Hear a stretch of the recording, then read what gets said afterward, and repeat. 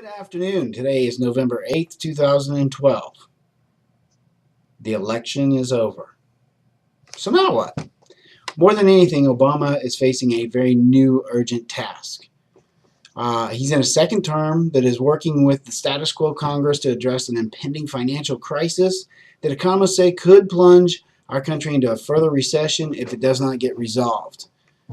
You made your voice heard, Obama had said in his acceptance speech. And I believe he was signaling that he truly believes that the country is behind all of his policies. And this is going to be a sticking point that the Republicans are sure to definitely discredit as being fact. Now, what's most important to me is that Obama's reelection means that his signature health care overhaul plan is going to endure, as will the Wall Street overhaul enacted after the economic meltdown. The drawdown of troops in Afghanistan will continue apace, and with an aging roster of justices, the president will probably have to make at least one more nomination to the Supreme Court. Now, President Obama's reelection ensures the survival of his Patient Protection and Affordable Care Act. But it doesn't mean that this law stays without any particular challenges.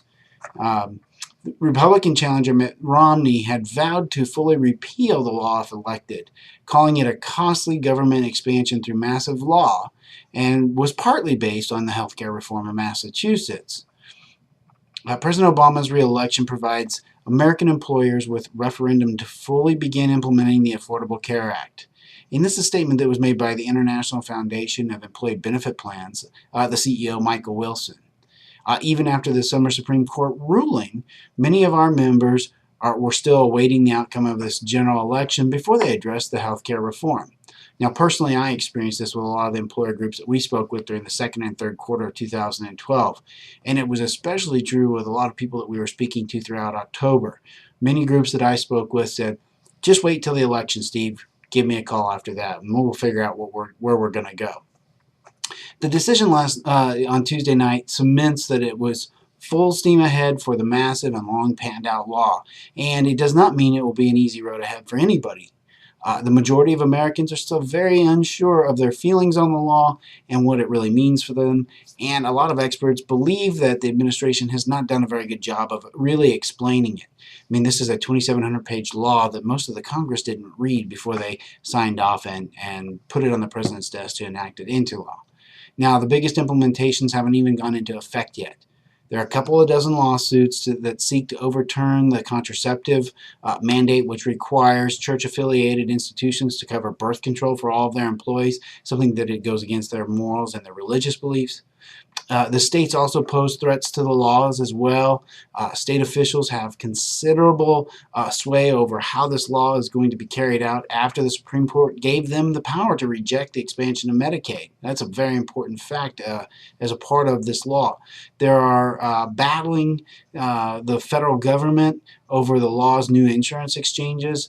The states are due to give the government their plan detailing how they will roll out their exchange in just a matter of days. As a matter of fact, the deadline is November 17th, and less than half of these states have even begun to set up any exchanges or even have agreed to do so. And the law states that the federal government's going to come in and set up these exchanges if the states have not. Now, personally here in Oklahoma, I've heard Mary Fallon in person state that we're not going to set up an exchange. The state of Oklahoma has a lawsuit against the federal government because of a provision in our state constitution that says we cannot forcibly through law, forcibly mandate that anybody purchase any goods or services, which includes insurance services.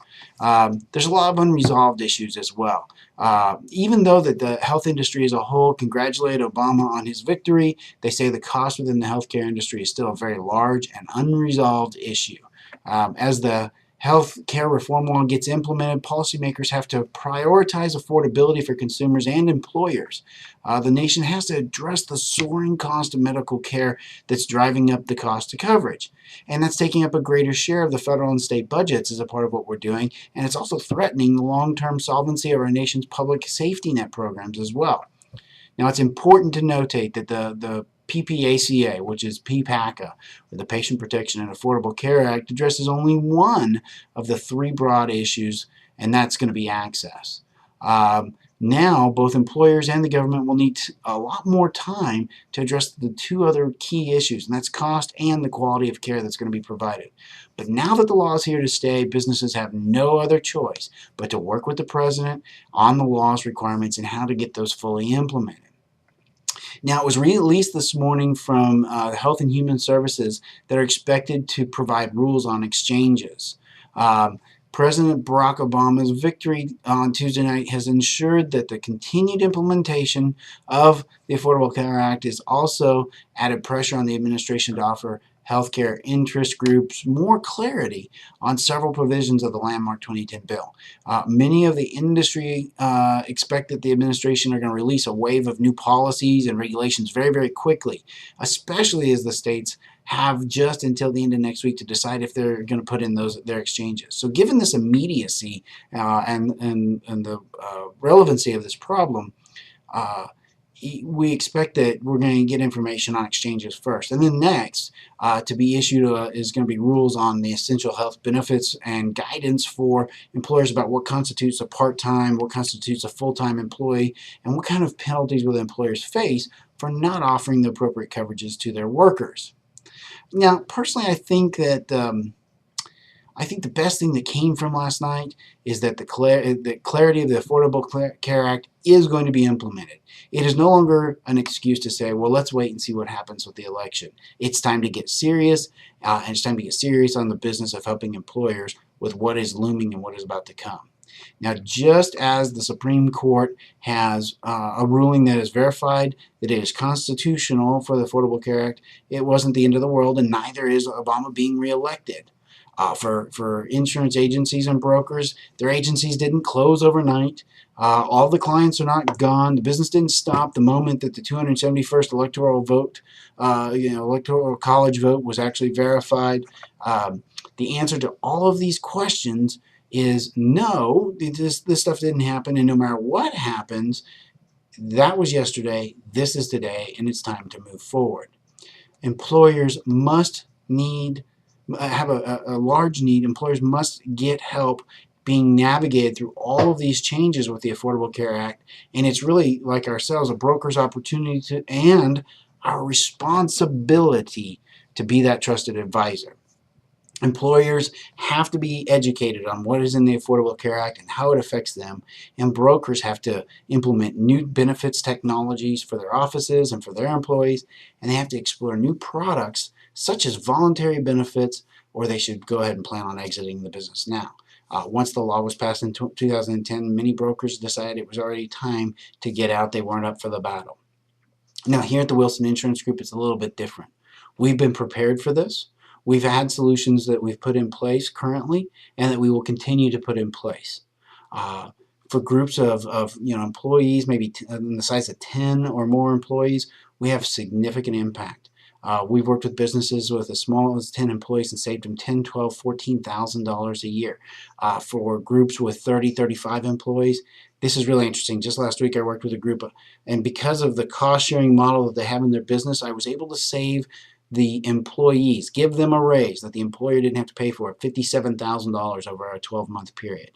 Now, in that same token, since the cost-sharing model hadn't changed, I developed a system for the employer to actually get some cash back on their major medical health plan, utilizing some self-funded NHRA type modeling for them, and I will give them back somewhere between $12,000 to $45,000 a year of health premiums based on their claims experience. And this is available to any small business with 10 or more employees. And this is what I want to do for you.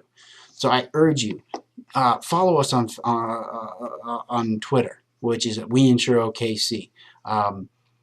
Like us on our Facebook page, the Wilson Insurance Group on Facebook. Come in and check out our blog. We do our best to try and keep that updated on the front page of our website, which is the Wilson Insurance Group is at WeInsureOKC.com. WeInsureOKC.com. Give us a call. 405-285-5555. We do not only do business in the state of Oklahoma, but many other states as well.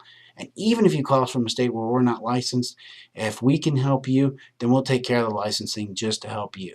We do business in Oklahoma, Texas, New Mexico, Arizona, Missouri, Iowa, South Carolina, and Virginia currently, and I'd love to help you as well. Again, I'm Steve Wilson with the Wilson Insurance Group, and this is a quick rundown of what happened with the elections and what that means today. But what I want to let you know is I'm here to help you. Give us a call today.